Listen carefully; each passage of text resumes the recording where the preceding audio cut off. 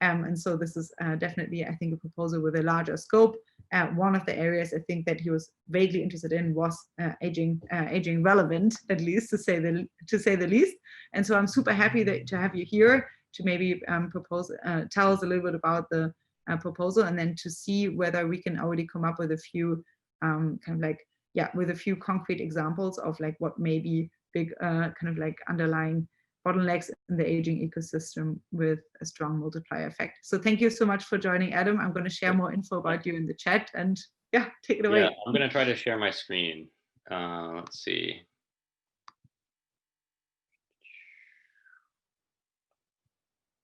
Can you see my screen okay?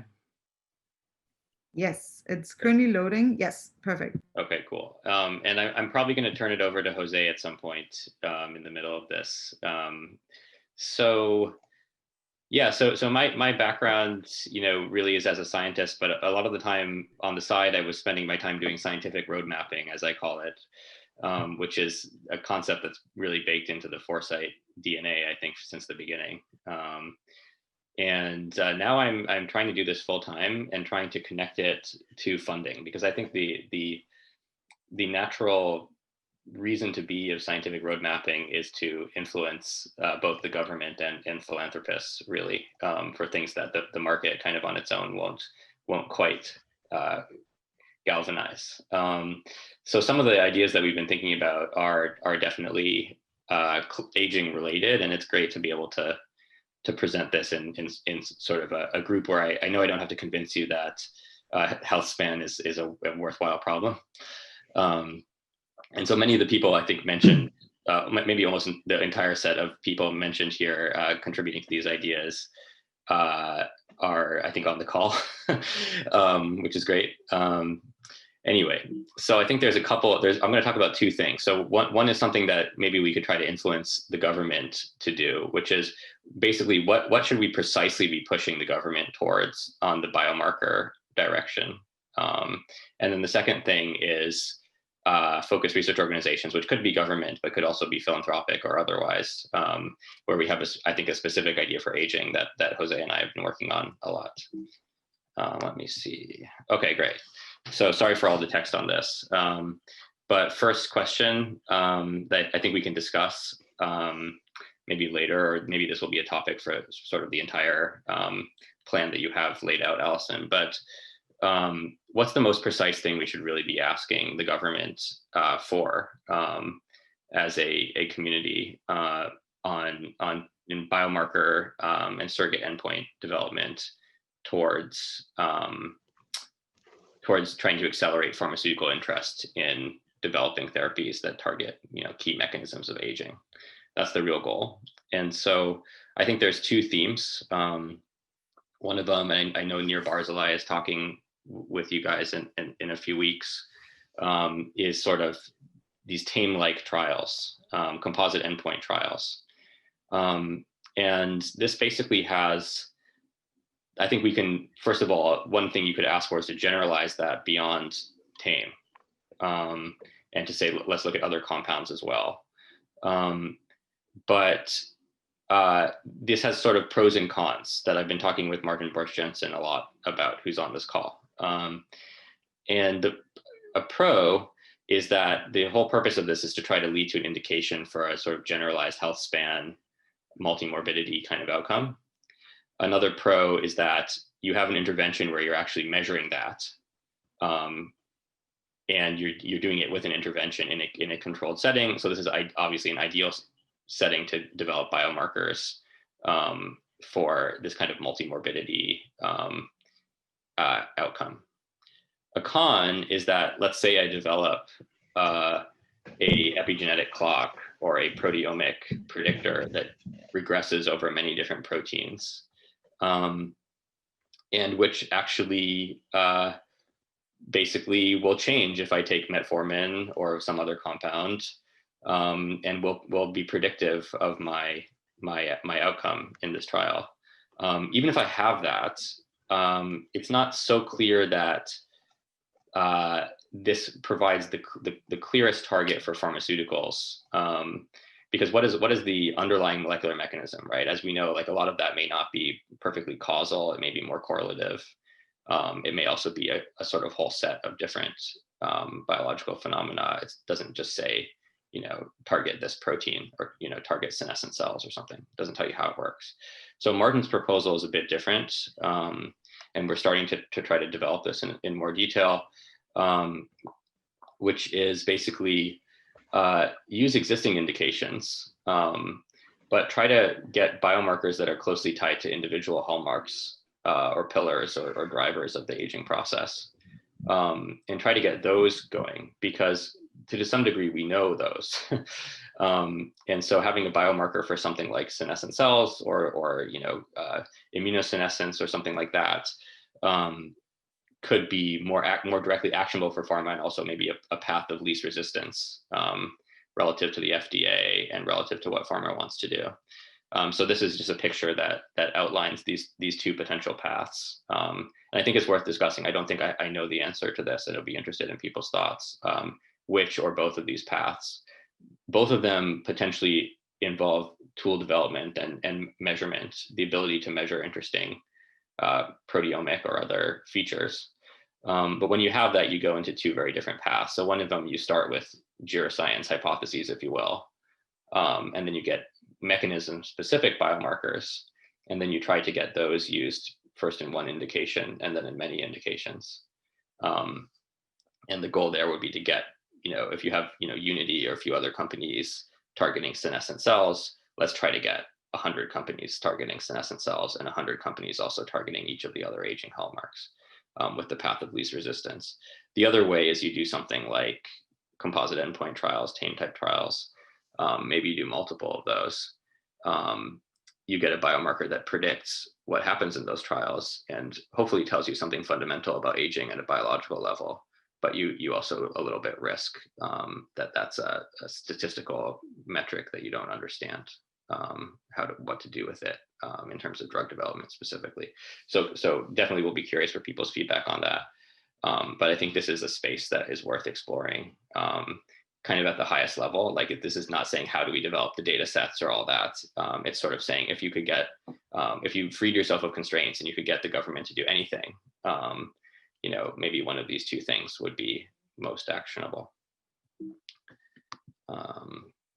If we were to do TAME-like trials for other compounds, I think one good thing is that there's lots of possibilities for safe compounds that might have an effect on a generalized health span.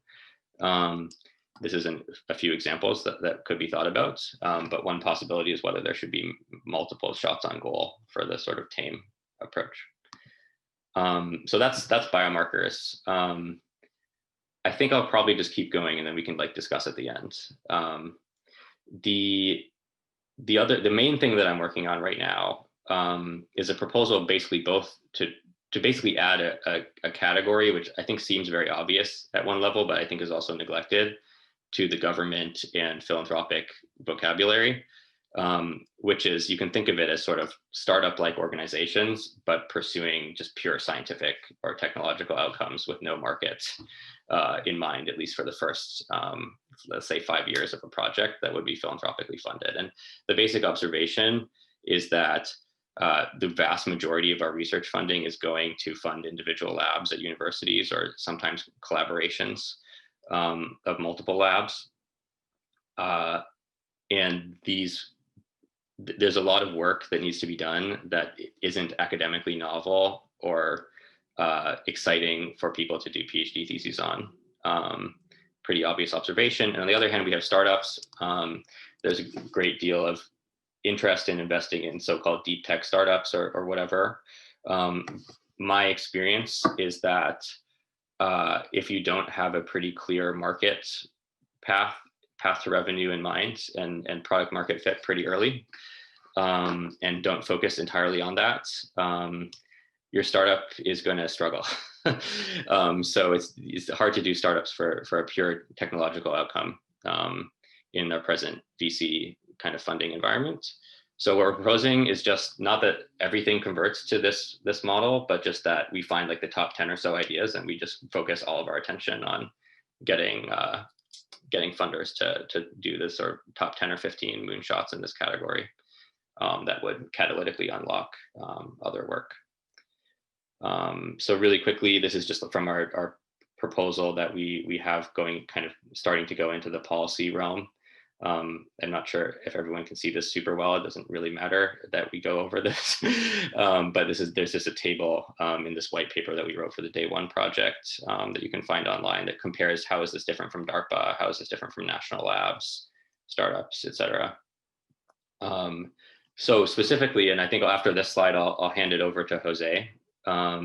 We've been going around talking to lots of people, trying to get ideas for really good focused research organization projects.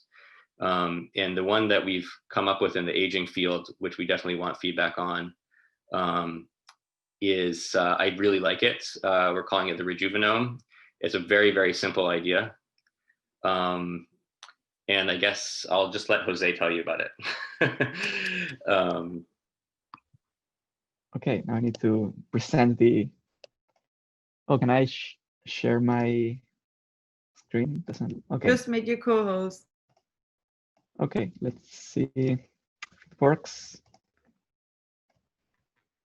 Okay, can you see the slides? Yes. Okay, yeah, so the idea here, Sada mentioned, so we are starting from kind of where we're coming from is from three points of view. So first we have the idea that aging is multifactorial, that aging, it's not just like one process, it's an interlinked set of processes that degrade in a living organism. Second, the fact that many interventions have been tried that can modulate, slow down, or reverse the aging process, everything from classics like calorie restriction or rapamycin to more modern developments like senolytics. And also some recent developments are, and we're working inspired by the Tabula Senis from CZI, where they did a longitudinal study of aging mice, looking at a single level multi-tissue transcriptomic changes that happen with aging. So if you put all these things together, you get an idea of what the Rejuvenome might be. But first, I also wanted to note one more thing, which is that there are many studies, of course, studying all these aging interventions that may come to mind. For any intervention, there are a few studies, but we noted that they don't look at the same thing. For example, some studies may look at, let's say, lifespan, but only lifespan. Other studies may measure, let's say, changes in the transcriptome in the liver. Other studies may look at, let's say, mitochondrial potential and lifespan, but they are not looking at, let's say, the transcriptomic changes in the heart or the brain.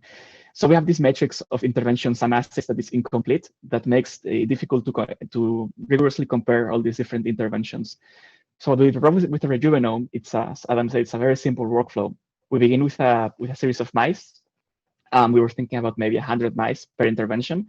These mice will be pre-aged. This will be already old in the, let's say, 18, 24 months of age.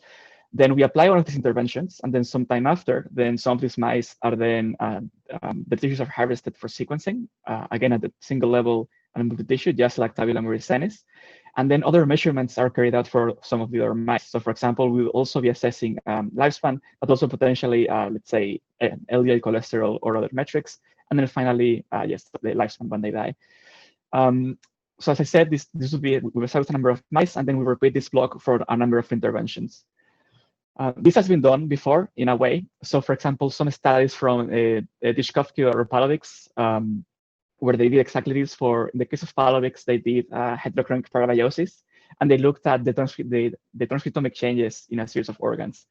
Dishkovsky, which also I believe was Vadim Gladyshev group, they also looked at 8 compounds, which are the compounds that the ITP found to increase lifespan in mice, like for example, acarbose was one of them. But none of them look at in a comprehensive way at everything you could possibly look at that define the aging process. And what we propose is to complete this matrix with more interventions, and also, and I guess more importantly, with combined interventions. As we said, there is a problem here in the Rejuvenome that we would like feedback on, which is what's the optimal set of biomarkers to look at when measuring the aging process, and especially measuring the effects of different interventions. So as we see there is a pyramid of measurements that you can think of, where you have the more generality you get, the less resolution you get. So ultimately, you want to increase lifespan and health span, but if you only measure that, you don't know why those changes happened. On the opposite side, if you just measure, let's say, the transcriptomic changes in the liver to measure, let's say, lipid metabolism, maybe you don't get to know, or just with that, you don't know how much you're affecting lifespan. So you need all this whole pyramid of measurement. And so in the Rejuvenome, we propose a series of measurements at all these levels to measure exactly how these changes are affecting the living organism.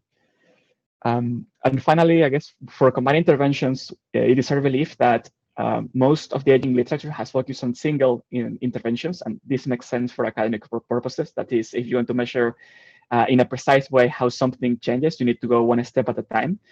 But given that, again, that aging is the deterioration of various systems, you probably need to affect, to change, or to reduce damage across many of them at the same time to actually affect lifespan. As an example here in this simple model, here we have one organism that has two diseases, and if you cure only one, you only affect lifespan, this Kaplan-Meier curve, by a little bit, while if you change two, you get effective, in this case, 100% survival at the end. In humans, for example, if you cure cancer, you will only increase lifespan by a few years because heart disease will still get you. And so finding out the exact combination of combined interventions that actually works to get synergistic effects is of great importance. So ultimately, what do we want of the Rejuvenome? It's three things. First, we would end up with a rich data set for what these interventions are actually doing. Second, with this data set, we will probably be able to define combined interventions, and within the Rejuvenome project in a later stage to test what these combined interventions are actually doing. And lately, which is probably the most ambitious part of the Rejuvenome, would be to get to a data-driven approach to something like a Hallmarks of Aging V2, to a better understanding of what these aging processes are. And then finally, these are some questions for the community that, Adam, if you want to go through this. Yeah, so this is just kind of summarizing what Jose said, and maybe we can go back, kind of slowly through this and discuss it. But I think there are some questions that come to us. I mean, we're really, I think, outsiders to the health span field per se, but from our perspective, these are questions that are key. So what is the optimal biomarker or surrogate endpoint strategy given FDA and pharma constraints, and taking into account the fact that these may be somewhat movable but not infinitely movable. The second is if you think the Rejuvenome is a good direction as an abstract idea, and someone who would be good to work on it or have things that could feed into it, we just want to engage with people and understand the kind of the community that could contribute to that, and ultimately create an FRO around that. Should there be something like the Rejuvenome that could be done in other contexts other than FROs? Is there a for-profit way to do something like the Rejuvenome? Is there a way to get the NIA's interventions testing program to sort of be extended in that direction? My guess is that the Rejuvenome itself is probably best done as a philanthropic project, but open to input on that. And then what are other good FRO projects in the health span space? So I think one that came up earlier, but we didn't really emphasize in the matrix that Jose showed of sort of interventions versus effects on organs and their different multi-omics, is the time course of those effects, particularly for these in vivo reprogramming things where we know that the time course matters. And finally, are there things the aging field needs that our modern thriving Silicon Valley VC world isn't able to fund, other than FROs, like maybe just resources like pre-aged mice or just better mice or data sets or things like that. So this is just kind of a stab at organizing some of the questions we've come at in thinking about this.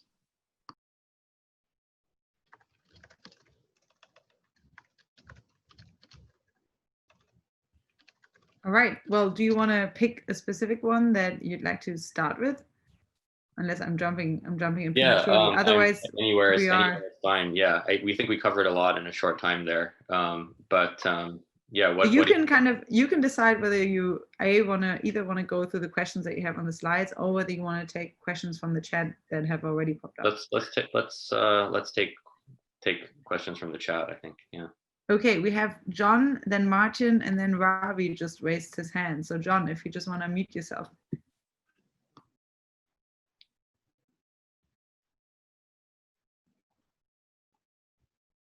John Ferber. Can you hear me now? Yes. Okay. Yes. I was going to suggest, in addition to the other biomarkers that were listed, we should measure extracellular matrix cross-linking and glycation and accumulation of lipofuscin inside the lysosomes. Yes, definitely. As I mentioned, we have a more complete list of assays that we can share with the group later. And I think we do have, or we intended to have a lipofuscin accumulation in there. Great. I would say that in some ways, this like the brainstorming around this idea kind of came out of talking to Laura Deming and other people and just asking some sort of simple questions. Like we asked, has anyone ever measured for epigenetic reprogramming? What does it do for lipofuscin, even in a cultured cell? And it wasn't so clear what the answer was. Maybe somebody knows the answer, but I think this matrix that Jose showed is very much not filled out, let's say. Yeah, in particular, I wanted to call out that at least some I remember Greg 5 believes that it is possible through exocytosis for tissues to get rid of lipofuscin. But I think Aubrey de Grey and others believe that that those studies, at least, they're not really showing that. And so I think it's very interesting. It will be very interesting to know exactly what these interventions are doing for lipofuscin at the end of the day. Yeah. Can I come in and say something more general on this topic? So. Yep.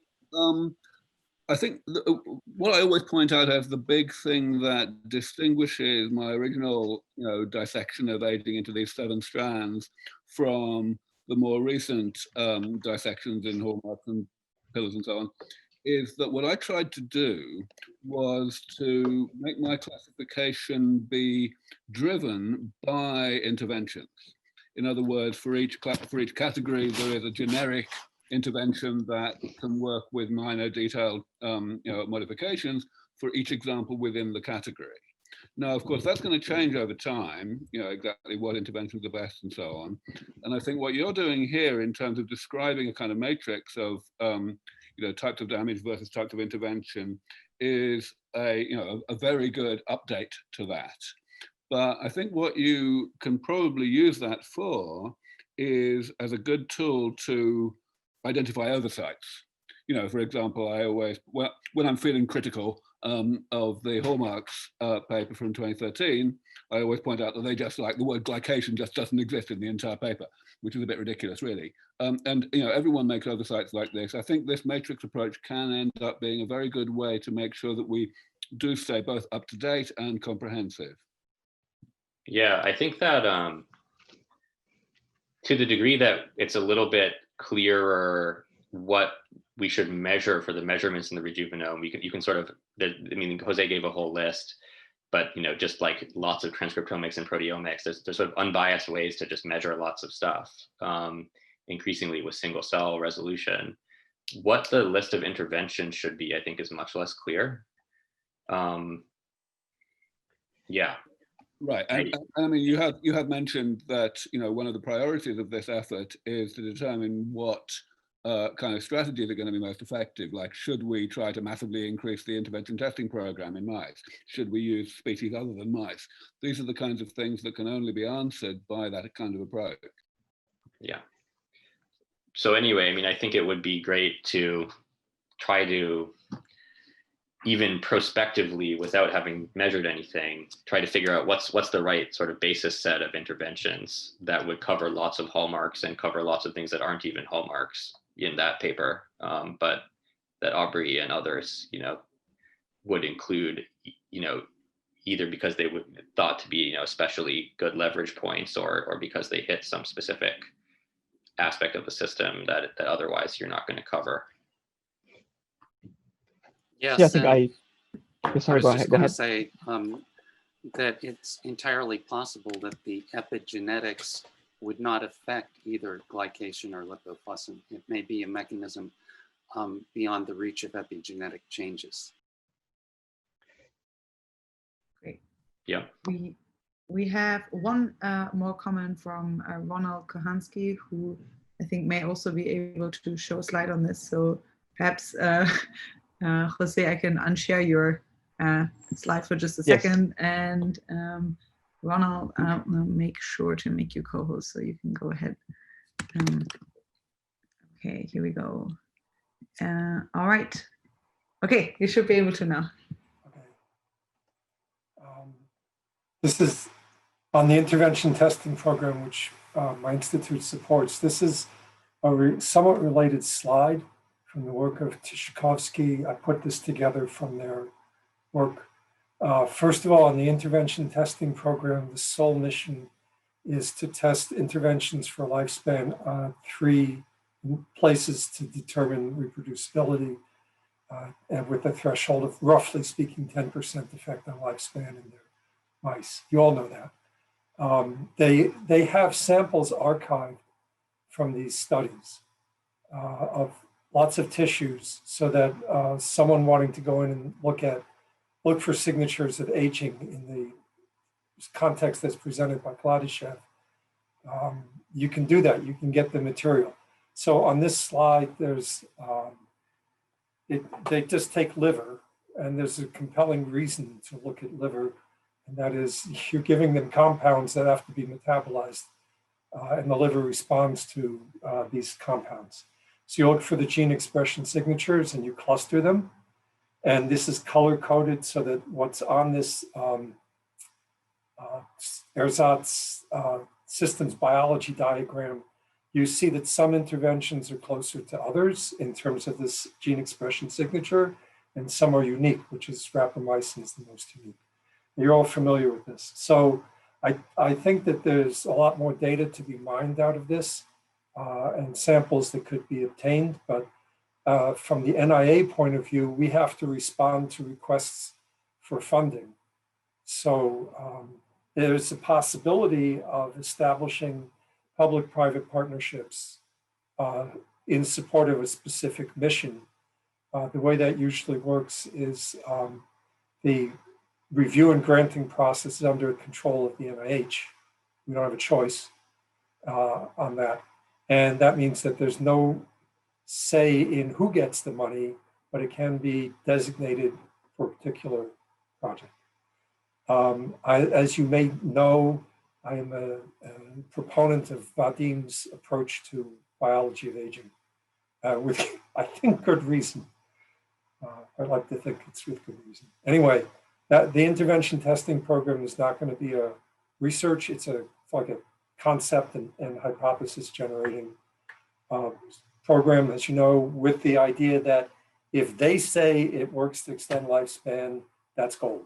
You can take that to the bank. We're not in the gold standard anymore, but you could, you know what I mean. That's it, just that one. Yeah, no, I think that's a great point. Yeah, and this paper from Vadim's lab, I think is definitely one of the closest things to what we're thinking. And I think a question is like, what would that look like at kind of the largest, in its fullest flourishing?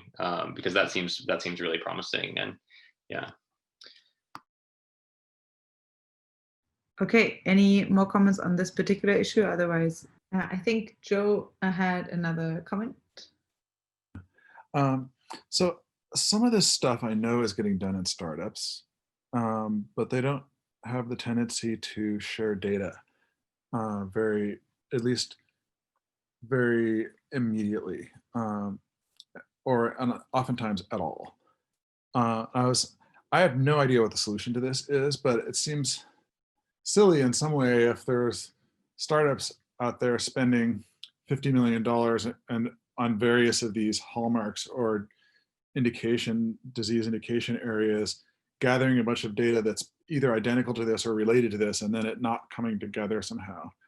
And one idea that occurred to me is that, you know how there's this like founders pledge for Silicon Valley startups where people say, well, my startup's not worth much right now, but if it's someday worth $100 billion, then yeah, I'll give 1% of it to something great.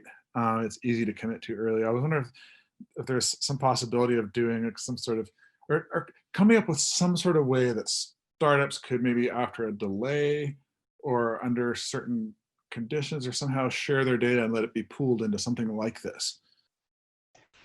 And the closest practical thing I can think of it's adding some kind of clause to either NIH or SPEAR grants, where if you take that money, you have to make the data available at some later point. But doing it voluntarily, they will probably doing the social engineering required to get startups to buy into that. It will be great, but I don't know to what extent people do it at scale. I mean, for foundations like CZI and the Bill and Melinda Gates Foundation are very clear that any grants they get any data that comes out of that has to be shared. Right, but VCs don't apply that constraint to companies that they fund. So they don't have the like none of their incentives really go much farther with that. So maybe there's some quid pro quo or something, like if you contribute this data, if you're basically running like a little mini ITP inside your company, and you have a bunch of this data, that if you share it, then you could have like free commercial access to some reciprocal amount of data that comes out of the project or something like that. I don't know what the answer is. It's just a problem. There's also the flip side, like 90% of startups will fail. So maybe a foundation should say, all right, if your startup fails, we will take the data, do the work to make it usable by other people, and do some amount of make that pledge, so that if it fails, they're not going to care. It's an asset that can be shared by the community. And it may fail for reasons entirely independent of the value of the data or business decisions they made or whatever. One part of this that probably might be even bigger is the data that's hidden in the vaults of Big Pharma, which is huge amounts. And the incentive structure that Big Pharma experiences does not really seem to extend to letting that data out. There are, I happen to know of this particular example in relation to COVID right now, but it's just one of, how many examples that none of us know of. And I'm wondering whether there are any ideas for how to alter the incentive structure for these large companies that have such vast quantities of data on all manner of drugs. Yeah, Aubrey, I mean, again, I forgot how to raise my hand, but, one of the things that I think, you have the Helsinki Protocol, you have a lot of these things, and where companies, when they do a trial on humans, there's a social responsibility that society should benefit. And, so I think a lot of the data should be released prior to trial and then all of the data afterwards. I mean, before you can go in and do a clinical trial, you should make the physician's brochure public, so everybody can see it and keep it.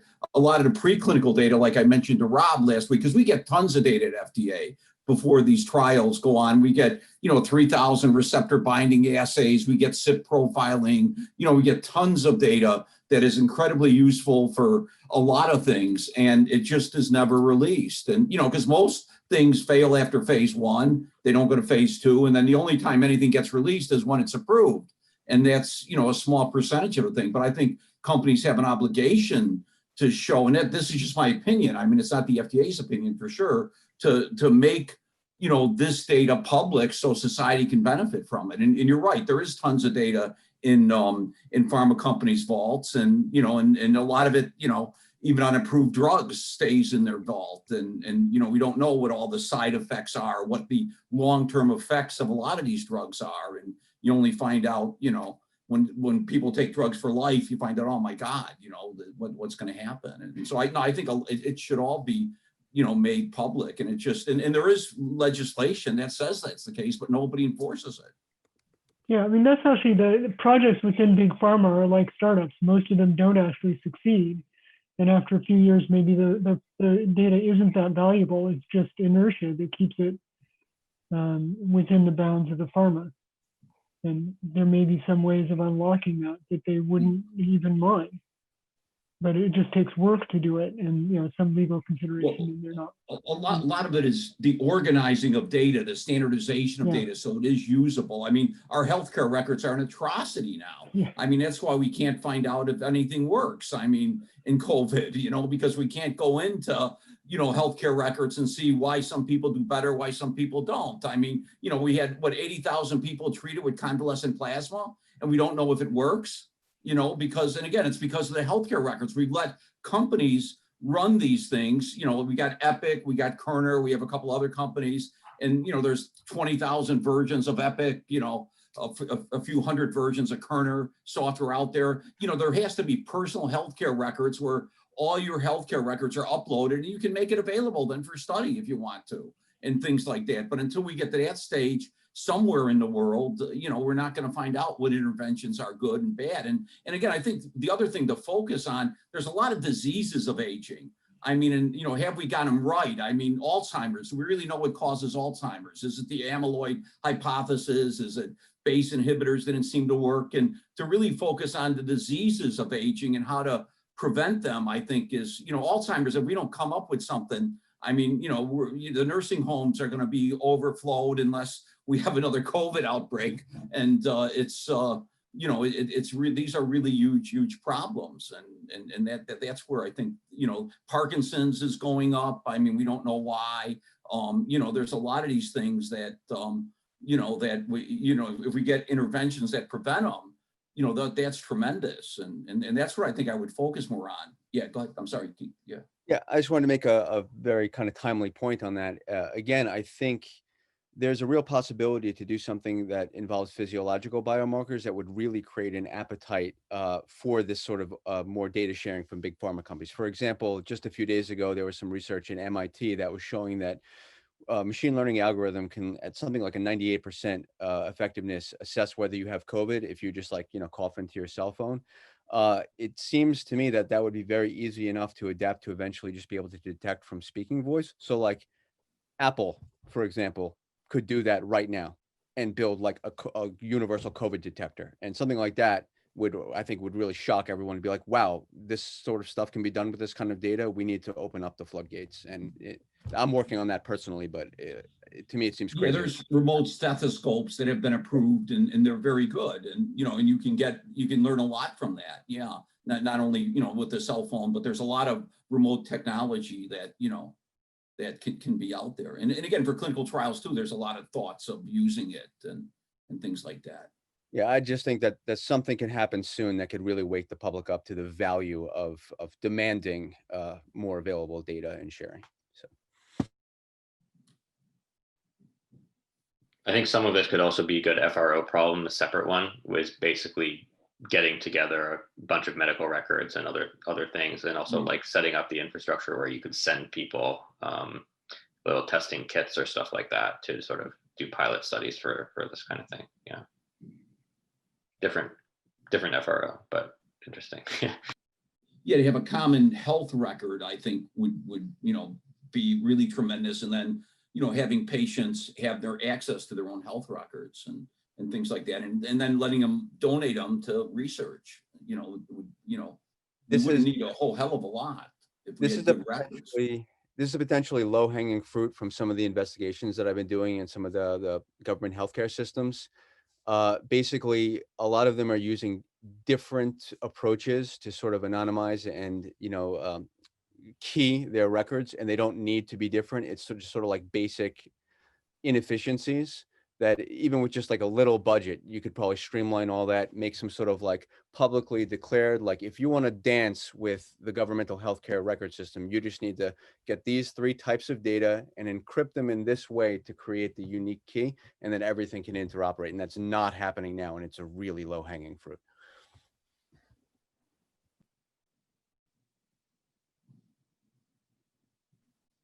Okay, well, I don't know if Adam or Jose, either if you have to hop off, or if you want to tackle some of the other questions that you had on the sheet initially when we started the yeah, I've got a few minutes. Yeah. So what questions do we have left, actually? We talked about Levofuscin, we talked about animal models, cancer, I think, I don't know if there are any, I think that they're all addressed, right? I don't know. Unless anyone has any questions on the genome, we can still take a few. Well, I guess there's like one question that I personally have. What's the right home for the project? So you could do the Rejuvenome within the NIA. You could do it within ZZI. You could do it as a separate organization, philanthropically funded. Each have their own constraints and their own advantages, and we haven't decided, because I guess the FRO idea is kind of that of the plug and play projects that could be, you could take an FRO and host it inside different organizations or as a new organization.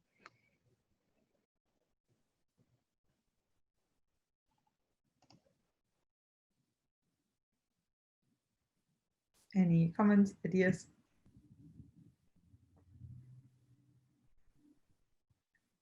What is the closest to an FRO that you have come across ever?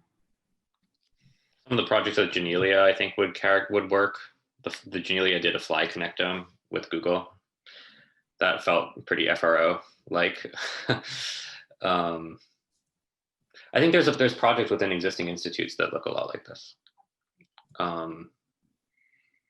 It just tends to be that a lot of institutes, I think, organize themselves around sort of almost mimicking academia somehow. Like you hire a lot of faculty and, you know, it sort of ends up looking a little bit more organized like academia, and then you have some of the same kind of consensus problems, you know, that you would have. Yeah. Like maybe the Human Genome Project was something that's sort of like an FRO in a way, because it had a very clear goal and a bunch of resources put to it. A lot of people worked on it. It ended up being a little unclear whether it was really purely a public thing or there was a private incentive, et cetera. But you could imagine if it were the late 90s, we could be deciding to do like the first full genome sequence in an FRO. That wouldn't be an unreasonable idea. Definitely, and some of the existing, you know, institutes like the Broad Institute, you know, and the Whitehead Institute too, I think, basically started as like small genome centers that cranked out, you know, however much sequence, and then they later got, you know, donors to get them to do all sorts of other stuff and hire a lot of faculty and whatever. But yeah. And from your research and like interviewing a bunch of folks, did you come across any specific ones where you're like, okay, well, this may even be a project that doesn't require like an insane long time horizon or so much funding, but that is where there could be like at least a proof of concept developed that maybe even something like this group next year could take on, like where something like promising more short term would be possible? Yeah, I don't know. I mean, I tend to think mostly in terms of like strategy of like how do you like get the absolute best idea in people, and then like how would you get the funding for it. So like to me, like whether it's 100 million or 10 million or one, it just sort of doesn't, it's really just has like what's the idea matched to. So I tend to think of it very meta, and like not like what can we do in the garage. But I think that's just a cognitive bias that I have that leads to me to be doing this particular project, right? So that's a very interesting question, obviously. So okay. On that, I guess that if it's sufficiently short term, it could potentially be happening already under existing R01 grants in academia. So I guess the issue with FROs is that you need that long term, high capital planning horizon.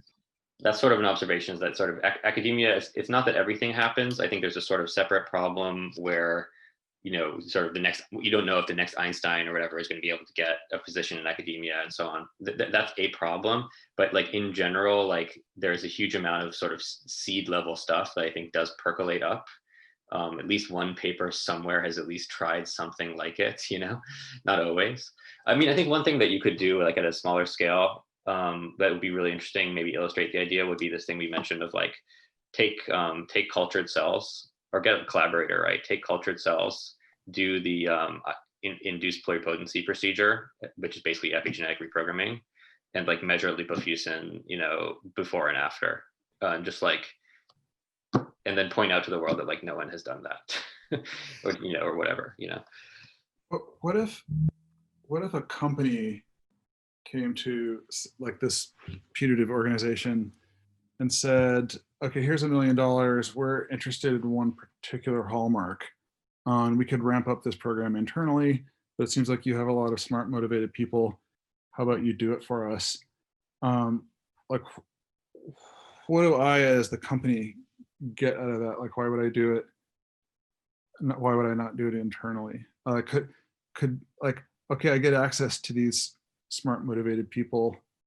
And then Yeah, as Martin said, right, there's only so many people that know how to, extract the liver cells, and the kidney cells and the brain cells from the mouse, and put it into DropSeq or whatever that they did for the tabula miris. There is a certain point, there's some specialized just pipelines and stuff. So I would imagine that like after year 4, 3 or 4 of this thing has been going, like you could potentially have like a service model. could you offer as a benefit, say, we'll give the data to you confidentially for 1 year, and then we'll publish it after that as something to give back to industry? Industry is all like, well, academia, I guess, is kind of protective too, because people don't want to get scooped and lose their professorship and all that. But if they paid you enough, yeah, I guess I think you would want it to be really helpful, But yeah, I think you could. Yeah. Interesting.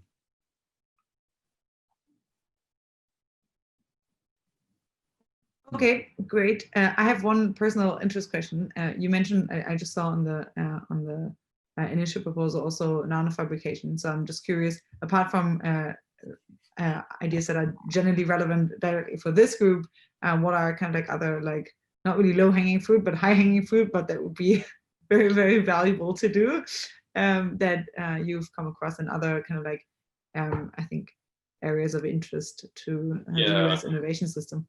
There's a separate gap, which I'm not sure if it's perfectly an FRO exactly, because the FRO is sort of supposed to be like accomplishing a lot in a short time, not necessarily just providing a service forever. But it's like related to an FRO, which is that every nanofabrication field that I've talked to, whether it be carbon nanotube based computers or be DNA origami or photonic chips or whatever, they all say that they can make their chips or devices in the lab, but they can't explore the application space because nobody's incentivized to like do the packaging, write the software, and like create a website where I can order a carbon nanotube computer and try it out in my lab somewhere else or whatever.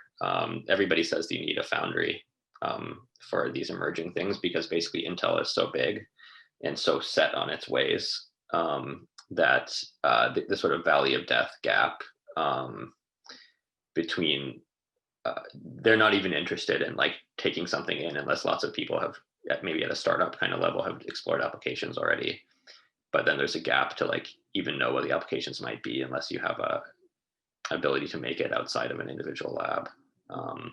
So a lot of people want like a foundry, which used to exist for VLSI, where HP and PARC and MIT collaborated with this Mead and Conway foundry to basically make it possible for MIT students to design simple integrated circuits.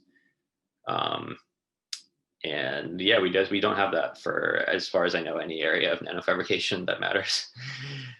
So that's one. I don't know if that's going to be an FRO or if that's something that we try to like encourage the government or something to make a category for. Yeah, and some of those wouldn't be that expensive because you could charge user fees, but it's also not like VC investable because you don't really know what the vertical is that you're going to go after. That's $1 billion. Interesting, thanks. Any other field apart from the nano one that you think is very promising? Well, we have one in the education field we're exploring. In education, most things fail. If you randomize controlled trials of things you could do to improve teaching, both at let's say college level or K-12, everything doesn't seem to work, except for one-to-one tutoring. And there's some promising work that DARPA sponsored a few years ago, where you use software-based tutors to improve learning. That DARPA didn't follow up on that project, and we were interested in seeing if it makes sense to try to start where DARPA left it off, and then try to scale this software-based approach to tutoring to like the US public education system, for example. Awesome, thank you so much. Do you want to discuss anything else, or are there any other comments or questions? Yeah, thanks. Hopefully we can chat more, and I'll try to come to these other longevity focused, sessions. So yeah. Thank you. It was really, Yeah, thanks a lot for having us. really lovely to hear that. I hope it was a little useful to you. Thank you everyone else Yeah. for joining. And if anyone wants to, I guess, follow up with you specifically and doesn't know how to reach you, maybe they can reach me. And if you want me to follow up with anything specific with the group, then send it my way. And thank you everyone for joining. And I think next week we will have Nir Barzilai on Wednesday at 11 a.m. So the normal time and date. All right, everyone. It was lovely to see you all. I'm going to open up breakout rooms in case anyone wants to stay. I'm off for now, but it was fantastic to see all of you. Bye-bye.